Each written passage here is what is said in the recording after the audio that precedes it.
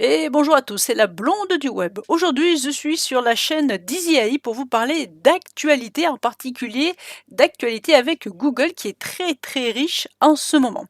Alors, je vais vous présenter 4 choses. On va commencer par ImageFX, qui est le texte to image de Google, MusicFX, le même principe, et TestFX. Et on terminera par la fusion de Google Bard et Gemini Pro. Allez, let's go! Voilà, donc pour accéder à l'image texte to image de Google, il faut aller sur le site aitextkitchen.withgoogle.com. Je te mettrai bien entendu le lien en description. Donc la page d'accueil, c'est celle-ci qui regroupe les 3 éléments dont je t'ai parlé, MusicFX, ImageFX et TestFX. On va regarder très rapidement cette page d'accueil. Voilà, donc faire de la musique, faire des images et... Qu'est-ce que j'ai dit là? Oui, et refaire de la musique, c'est pas du tout dans l'ordre. ImageFX transforme texte into image. Ils ont donné l'exemple d'un portrait d'un chien habillé dans un habit médiéval. On va tester après, donc ne t'inquiète pas, je te fais une présentation très générale. MusicFX, voilà.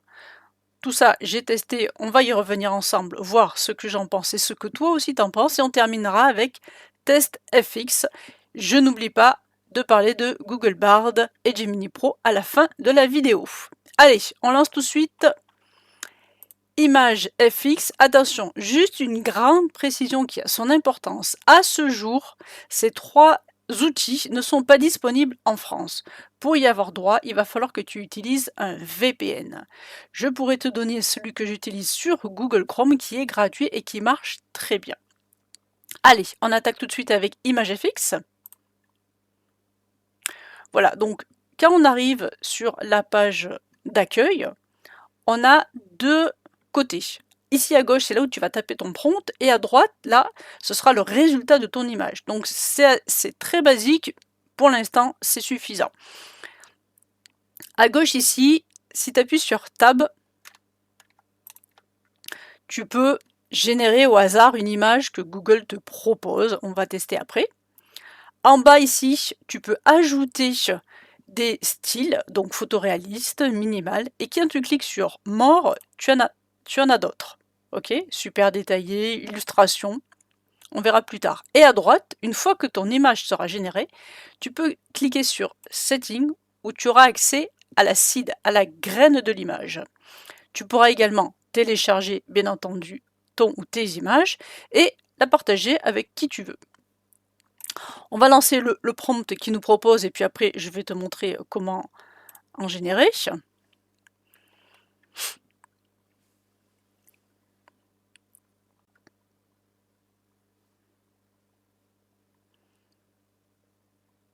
Donc là tu vois à gauche, dans le prompt, il nous a mis en couleur, et là on va pouvoir choisir un style différent.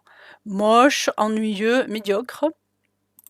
Donc là c'est une assiette de nourriture, un bol, un verre de vin, on verra après. Donc là on a 4 résultats qui à mon goût sont plutôt appétissants, sans parler de la qualité de la photo. On va cliquer sur une photo pour voir. Ouvrir. Et honnêtement, c'est tout à fait exploitable. On dirait une assiette de chef. Donc je n'ai rien à redire pour le moment. Donc là, nous avons eu 4 images. 4 images. On va donc varier. À la place, on va lui mettre un verre de vin.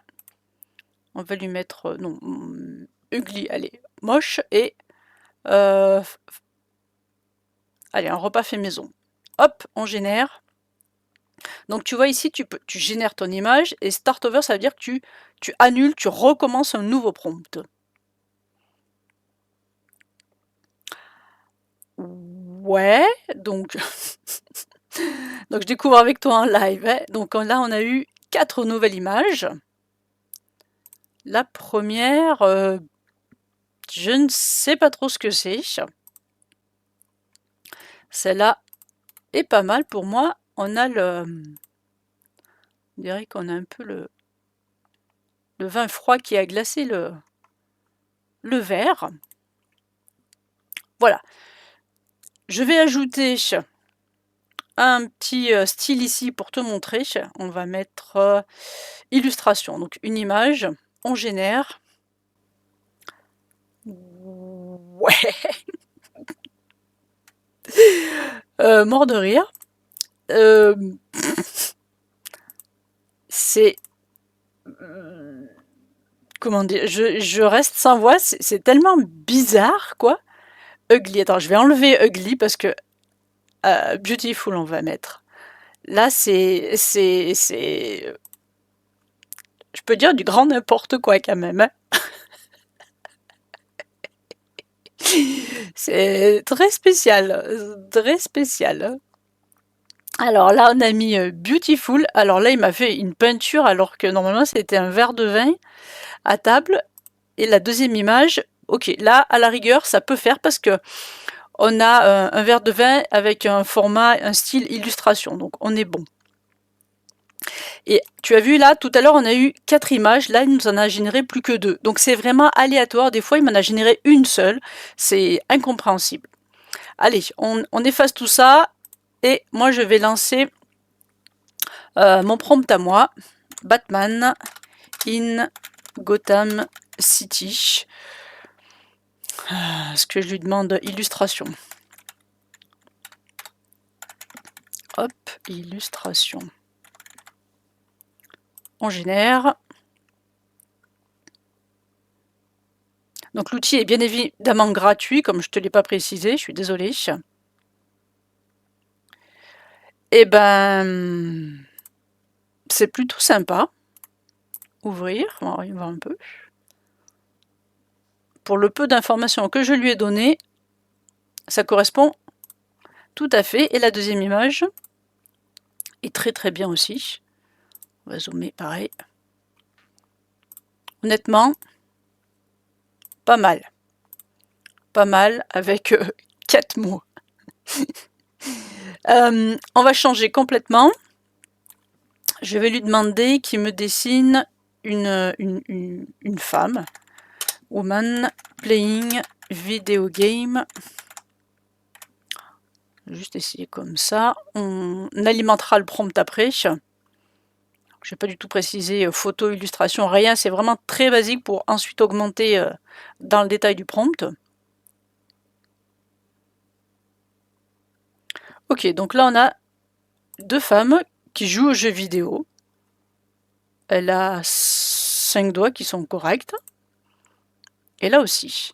Alors là, tu vois, il a mis en couleur, ça veut dire que là, on va pouvoir changer. On va lui dire que la fille, au lieu de jouer aux jeux vidéo, va lire un livre. Et moi, je vais ajouter qu'elle a les cheveux blonds et des yeux bleus. On va lui dire qu'elle a 20 ans. Et on va générer. On laisse photo pour l'instant. On va voir si on a des surprises. Ah, là, le prompt est contraire à la politique de Google. Qu'est-ce que...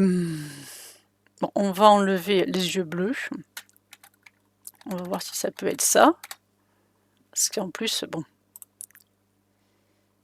Google est très très rigide sur la politique. Donc si jamais tu cherches une IA à débrider, n'utilise pas ImageFX. Donc là, il m'a enlevé les yeux bleus, mais on est bon. Et si je lui dis des yeux verts, peut-être que c'est ça en fait, green eyes. On génère. Bon, après, on peut dire qu'elle a 20 ans, oui. Elle a les cheveux blonds, oui. Elle lit un livre, donc rien à dire. Alors, et non, les yeux verts, il veut pas. Il veut pas la couleur des yeux, donc ça va pas être très pratique pour avoir des images qui se ressemblent, des visages qui se ressemblent. Donc, qu'est-ce que je peux lui dire avec des lunettes?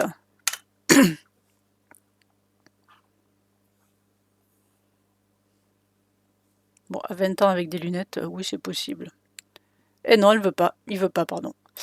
Donc là, c'est vrai que c'est un petit peu problématique cette restriction dans le prompt. Et est-ce que je peux lui demander par exemple, je vais lui demander un style landscape dans le style de Matt Groening. C'est Matt Groening. Ok, voyons voir un peu s'il prend les styles. Non, alors là il refuse catégoriquement. Quoi qu'il lance en même temps, ma foi. D'accord, d'accord. On va lui dire in style Picasso. C'est beaucoup plus classique.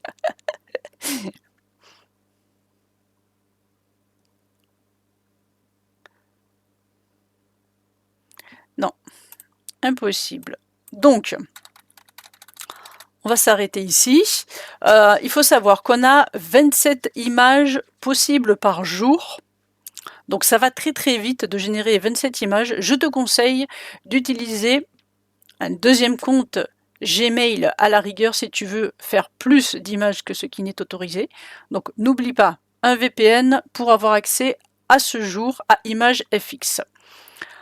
On continue. On va passer maintenant à MusiqueFX pour générer de la musique avec l'IA de Google. Donc comme tout à l'heure, on a la possibilité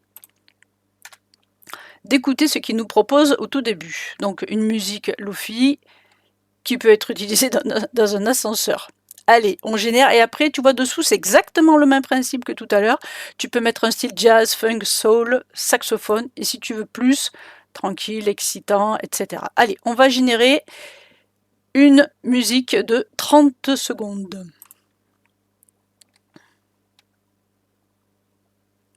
Voilà, là il précise, contrairement à ce qu'il n'a pas fait tout à l'heure, le style qu'il est possible de changer.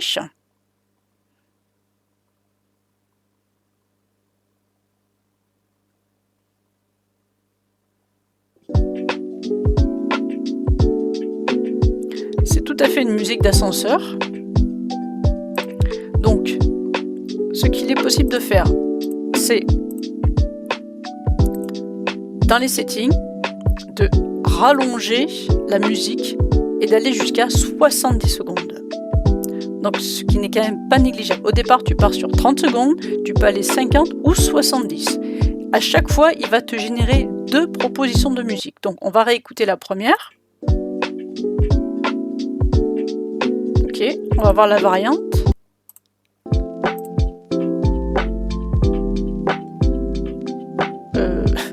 Je vois pas de différence. À mon oreille, je vois pas de différence. On va lui dire de mettre du saxophone et un peu plus exciting. Est-ce qu'à la place d'élévateur, je peux mettre... On va laisser l'ascenseur. On génère. Après, à toi de mettre à gauche le prompt que tu veux, si tu veux une musique d'ambiance, une musique... peut-être pour une introduction sur une vidéo, tiens, pourquoi pas. Qu'on a bien le saxophone. Et tu vois quand même, c'est assez rapide pour générer une musique de 30 secondes. Hein. Et la deuxième.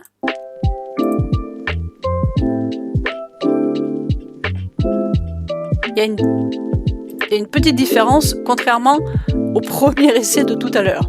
Alors si je mets à la place ambiance, allez, on va changer. On va mettre...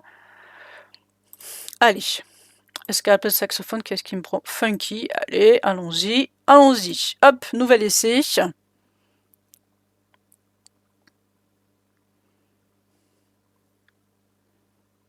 Donc pour info, je n'ai pas du tout l'oreille musicale. Donc à toi de me dire en commentaire ce que tu penses de ces générations.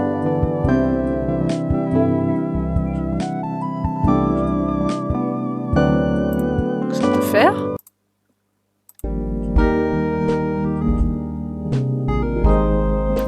Variante, mais c'est vraiment très léger. Voilà. Donc ça, c'était MusiqueFX. Générer de la musique avec du texte avec Google. Et on termine par la troisième, TextFX. Alors là, c'est assez particulier ce qu'il propose. Donc ici, tu rentres un mot. Donc je vais mettre love. Allez, hop. Et là, tu fais run, bien évidemment. Et ici, tu peux choisir des variations. Donc tu vois, avec love, qu'est-ce qu'il t'a généré? Il a trouvé 4 mots pour découper love. Qu'est-ce qu'il nous met? Let other venture everywhere. Donc bien entendu c'est en anglais puisque en France on n'y a pas droit directement. Je peux faire view more pour avoir plus de propositions, sachant qu'il y en a 4 maximum. On va voir sur sun, soleil, qu'est-ce qu'il nous génère? Donc ça s'appelle des acronymes. Et là je peux en avoir 7. Shining under nobility, shining universal necessity, shining open nature, c'est pas mal. Qu'est-ce que je peux avoir? On va reprendre mon soleil pour générer ici une allitération. On a 24 possibilités. Ok. Qu'est-ce qu'on peut essayer? Tiens, 6 miles. Allez, sun. Et on run. Alors là, on peut copier aussi, hein, vous avez vu. On peut épingler pour ne pas perdre ce qui a été généré. Et là, pareil, on a 8 lignes proposées. Donc ça peut faire pour un poème, pour un devoir d'école peut-être, pourquoi pas. Et scène, tiens, on va essayer scène, c'est vraiment en direct mes amis. Alors scène, on a 31 lignes, alors...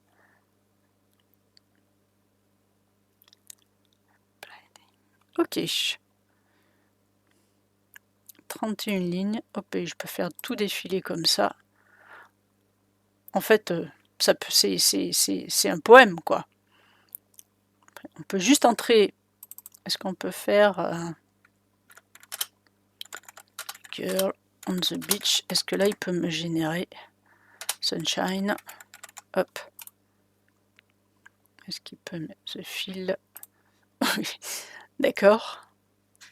Bon, c'est pas l'outil que j'utiliserai, un girl, en plus j'ai écrit un girl, que j'utiliserai, contrairement aux deux autres, la musique FX et image FX, ça peut être bien, sachant que musique FX c'est vraiment que la musique, il n'y a aucune parole, contrairement à l'outil que je vous avais présenté sur une précédente vidéo. Allez, on va terminer avec Google Bard et Gemini. Donc voilà, depuis le 1er février, Google a mis en place une avancée majeure, à savoir la fusion de Google Bard et de Gemini Pro. Donc cette union a donné naissance à un nouvel outil qu'on va pouvoir utiliser, et depuis le 1er février, dans toutes les langues, dont la France, contrairement aux 3 outils que je t'ai présentés tout à l'heure. Alors du coup, c'est quoi cet enfant entre Bard et Gemini? En fait, c'est une IA qui va nous permettre de dialoguer avec elle. Alors, on va tester tout de suite. Alors, regarde bien ici en haut à gauche, Bard est encore expérimental. Hop, on clique. Voilà. Qu'est-ce qu'on peut faire avec? Comprendre, créer et découvrir. Alors, pour commencer, j'ai tapé dans mon prompt « Peux-tu m'expliquer ce qu'est Google Bard ?» Parce qu'effectivement, c'est quoi? Donc, voici la réponse de Google Bard. Il répond que c'est un modèle de langage conversationnel, donc pour échanger avec lui, ce que je t'ai dit tout à l'heure. Donc il est développé par Google AI et basé sur l'architecture Gemini Pro. Il s'agit d'un outil puissant, capable de comprendre et de générer du texte de manière fluide et naturelle. Bard est encore en phase de développement, c'est pour ça qu'on est expérimental, mais il est déjà capable d'accomplir de nombreuses tâches telles que répondre à vos questions de manière informative, même si elles sont ouvertes, difficiles ou étranges. C'est à tester. De générer différents formats de texte créatifs, tels que poèmes, du code pour les développeurs, des scripts, des pièces musicales, des emails, des lettres, etc. De traduire des langues en veillant à conserver le sens et le style du texte original. Suivez vos instructions et accomplir vos requêtes de manière réfléchie. Il est accessible gratuitement via une interface web. Je te mettrai bien entendu le lien en description. Vous pouvez l'utiliser pour obtenir des informations sur un sujet précis. Donc, je note qu'il nous vous voit dans un premier temps, de rédiger du contenu de manière plus efficace, d'apprendre de nouvelles choses en discutant avec un modèle intelligent, de laisser libre cours à votre imagination en explorant les possibilités offertes par l'IA conversationnelle. Quelques exemples qu'on peut faire avec Bard: lui demander de vous résumer un article de Wikipédia, d'écrire un poème sur un thème qui vous inspire, de traduire un email en anglais vers le français, ou le contraire, de lui dicter une lettre et lui demander de la corriger parce qu'on peut parler en utilisant le micro ici, lui demander de créer un script pour une vidéo YouTube. Il termine par dire « Bard est un outil puissant et polyvalent qui peut vous aider dans de nombreuses situations. N'hésitez pas à l'essayer, bien évidemment. » Ensuite, je lui ai demandé quelles sont les différences avec les autres IA. Alors, il répond qu'il présente plusieurs différences notables par rapport aux autres IA conversationnelles. L'accès à l'information en temps réel. Bard est connecté à Internet et peut donc accéder à des informations en temps réel. Cela lui permet de fournir des réponses plus précises et à jour que les autres IA conversationnelles qui ne sont pas connectées à Internet. Évidemment, une capacité à générer différents formats de texte créatifs, ce qu'on a vu juste au-dessus, donc des poèmes, du code, des scripts, des pièces musicales, des emails. Cette capacité est unique à Bard et n'est pas disponible dans la plupart des autres IA conversationnelles. La taille du modèle Bard est un modèle de langage de grande taille, ce qui lui permet de traiter plus d'informations et de générer des réponses plus précises et cohérentes. C'est attesté également. Focus sur la sécurité et la fiabilité. Google a mis l'accent sur la sécurité et la fiabilité de Bard. Le modèle a été formé sur un ensemble de données filtrées pour éviter les biais et les contenus préjudiciables. De plus, Bard est doté de plusieurs fonctionnalités de sécurité qui permettent de détecter et de bloquer les contenus malveillants. Intégration avec d'autres produits. Bard est intégré à d'autres produits tels que Google Search et Google Assistant. Cela permet aux utilisateurs d'accéder aux informations et aux fonctionnalités de Bard de manière plus fluide. Il nous propose quelques exemples d'IA conversationnelle et leurs différences avec Bard. Là, je lui ai demandé qu'il me fasse un tableau comparatif entre lui et ChatGPT avec les points forts et les points faibles de chacun. Donc il m'a fait un tableau. Alors les points forts de Bard, on va voir s'il y a des similitudes. Accès et traitement des informations du monde réel via la recherche Google. Génération de différents formats de texte créatifs comme sur ChatGPT. Si ce n'est que sur ChatGPT, il rajoute réaliste et cohérent. Donc, peut-être que Bard n'est pas forcément réaliste ou cohérent. Génération de différents formats de texte créatifs. Il l'a mis ici, donc voilà. Apprentissage et amélioration constante. Il aurait pu mettre la même chose à droite. Adaptation à différentes situations, cibles et besoins, pardon. Compréhension et réponse aux questions en langage naturel, des réponses fluides et grammaticalement correctes. Une fourniture de résumés de sujets factuels ou création d'histoires. Par rapport à ChatGPT, réponse aux questions de manière ouverte, stimulante et informative, continuation de la conversation en tenant compte du contexte, génération de différents styles d'écriture, et ChatGPT, le dernier point fort, adaptation du ton et du style en fonction du contexte. Et sur Bard, réponse aux questions ouvertes, stimulantes ou étranges. Il incite beaucoup sur étrange, donc c'est-à-dire il est peut-être assez ouvert d'esprit, on verra ça, et une génération de différents formats de textes créatifs, traduction de langue. C'est attesté également. Et les points faibles, en cours de développement, comme ChatGPT, incapacité à générer du contenu original. Par rapport à ChatGPT, incapacité à accéder et à traiter à des informations du monde réel. Le point faible de Bard, incapacité à comprendre le contexte et les nuances, incapacité à raisonner de manière indépendante, incapacité à accomplir des actions dans le monde réel, je vais dire pour le moment, biaisé par les données sur lesquelles il a été formé, donc à voir, on est vraiment au tout début, sensible aux attaques adverses, c'est le cas également de ChatGPT, gourmand en ressources comme ChatGPT, non accessible à tous, et cher à développer et à maintenir comme ChatGPT, je pourrais dire tout ça c'est logique. En point faible, il rajoute que ChatGPT peut avoir des réponses parfois incorrectes ou nuisibles. Et en conclusion, Bard et ChatGPT sont deux modèles de langage puissants avec des forces et des faiblesses différentes. Bard est plus axé sur la précision et l'exhaustivité, tandis que ChatGPT est plus axé sur la créativité et l'engagement. Le meilleur modèle pour vous dépendra de vos besoins spécifiques, c'est ce que j'allais dire. Ensuite, je lui ai demandé, peux-tu me dire s'il y a des différences pour les utilisateurs de Google Bard en France et à l'étranger? Si oui, quelles sont-elles? Oui, il y a des différences, il me dit. Disponibilité des fonctionnalités. Bard en français est encore en développement et certaines fonctionnalités ne sont pas encore disponibles, comme la génération du code, la traduction de langue et la création de contenu créatif. J'espère que tout ça va arriver très rapidement. Bard en anglais, la version anglaise est plus complète et propose toutes les fonctionnalités annoncées par Google. Au niveau de la qualité des réponses, elle est généralement bonne en français alors qu'elle est excellente d'après lui en anglais. Mais elle peut parfois être moins précise ou moins complète que les réponses en anglais. Voilà. Il dit qu'en anglais, les réponses ont une très grande précision et une certaine exhaustivité. Au niveau du contenu, en français, Bard est encore en train d'apprendre le français. Il est donc possible qu'il ne comprenne pas certaines expressions ou nuances de la langue. Donc il faudra vraiment être assez basique au niveau de la formulation de vos prompts. En anglais, Bard a été formé sur un ensemble de données massives de textes et de colonnes en anglais, ce qui lui permet de mieux comprendre et répondre aux requêtes de cette langue. Au niveau du support en français, c'est limité. Il n'est pas possible de contacter l'assistance Google à ce jour pour des questions spécifiques à la version française. Au niveau des données personnelles, dans les deux cas, c'est stocké selon la réglementation de chaque pays. Et il termine par dire que la version française de Bard est encore en développement, mais elle s'améliore constamment. On connaît la réactivité des IA et de Google. La version anglaise de Bard est plus complète et offre une meilleure expérience utilisateur. Voilà. Ensuite, je lui ai demandé les différences par rapport aux extensions Google Bard, parce que dans le Web Store de Chrome, aux États-Unis, ils peuvent avoir des extensions, ce qui n'est pas le cas à ce jour. Donc attention, même si Google Bard va te dire oui, tu peux récupérer des extensions dans Web Store de Chrome, c'est pas juste pour le moment.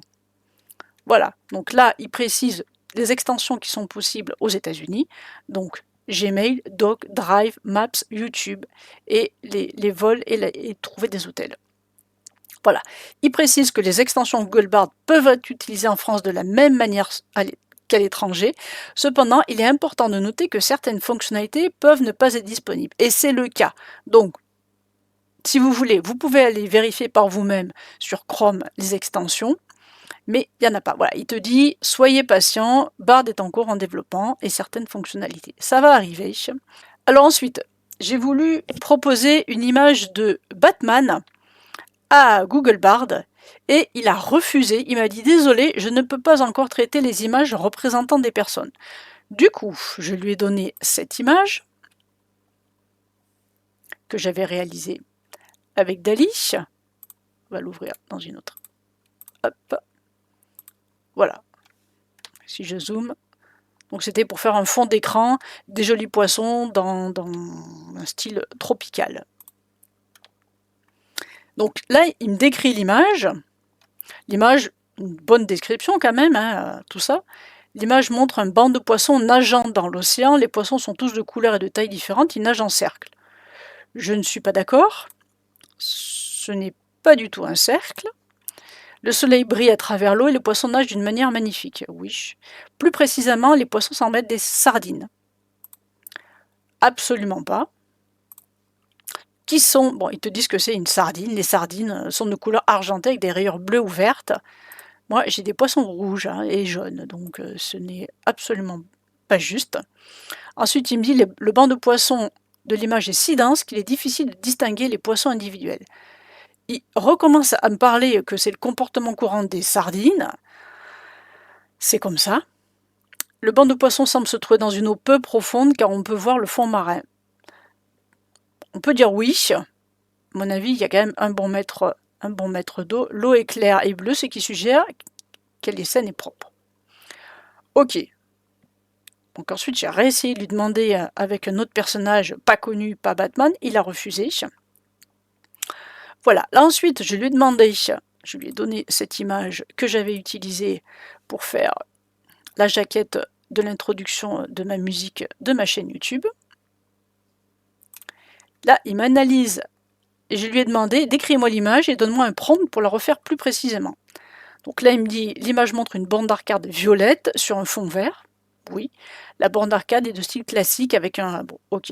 Donc la description est bonne. Ensuite, il me dit pour refaire l'image, voici un prompt que vous pouvez utiliser. Une borne d'arcade violette est posée sur un fond vert. La borne d'arcade est de style classique avec un écran rectangulaire. J'aurais dit carré, et un panneau de commande en bas. Le panneau de commande a 2 joysticks et 6 boutons. Pas du tout. L'écran affiche un jeu vidéo, mais le titre du jeu n'est pas visible. Il n'y en a pas. La bande d'arcade est éclairée par une lumière vive. Bon. Ensuite, là, il est très précis, ce qui est quand même assez étonnant. La borne d'arcade est d'environ 1,5 m de haut. C'est étonnant. Les joysticks, il les a inventés. Le jeu vidéo est un jeu de combat, absolument pas. C'est un paysage type désert. Ensuite, il nous donne des conseils pour générer ce prompt. Voilà, là je le trouve pas très pertinent sur cette génération de prompt, à voir comment ça va évoluer dans le temps. Donc là, je vais lui demander, peux-tu créer des images? Donc, tu vois, au niveau de la réactivité, c'est quand même, les réponses sont générées assez rapidement. Donc il me dit, oui, je peux créer des images de différentes manières. Donc on va lui dire, dessine-moi un chat sur une plage. Hop.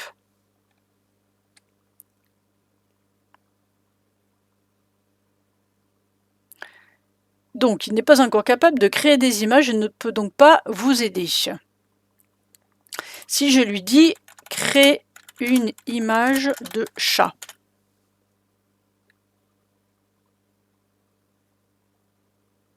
ok, donc, on peut juste, à ce jour, dialoguer avec lui, ce qu'il nous a dit en introduction. C'est pour ça que, pour la génération d'images, je te renvoie sur ImageFX, dont j'ai parlé en début de vidéo, mais n'oublie pas de prendre un VPN pour accéder à ce jour à ImageFX. Voilà, c'était un petit tableau des nouveautés que propose Google en ce mois de février 2024. N'hésite pas à me dire si cette actu dédiée à Google aujourd'hui t'a plu, n'hésite pas à me laisser un commentaire et à me dire si tu veux d'autres types d'actualités de ce type-là. Je te dis à très bientôt, bye bye tout le monde!